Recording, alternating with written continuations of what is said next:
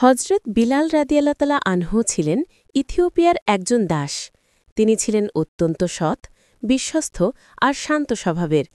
কিন্তু তিনি দাস হওয়ায় অনেক কষ্টের জীবনযাপন করতেন। যখন তিনি রাসূলুল্লাহ এর দাওয়াত শুনলেন, তার হৃদয় নরম হয়ে গেল। তিনি ইসলাম গ্রহণ করলেন। কিন্তু তার প্রভু উমাইয়া ইবনে খালাফ ছিলেন ইসলামের চরম শত্রু। তিনি বিলালকে দিনের পর দিন মরুভূমির উত্তপ্ত বালির ওপর শুইয়ে রাখতেন, পাথর চাপিয়ে দিতেন। তবে হজরত বিলাল রাদিয়াল্লাহু কখনো ভয় পাননি, কখনো হাল ছাড়েননি। তার মুখে একটাই কথা থাকত, আহাদ আহাদ, এক আল্লাহ, এক আল্লাহ।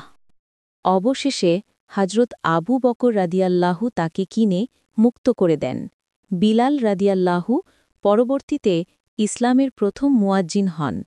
তার কণ্ঠস্বর ছিল এতই সুন্দর ও হৃদয়স্পর্শী যে রাসূল বলেছিলেন, বিলাল, তোমার পায়ের আওয়াজ আমি জান্নাতে শুনেছি।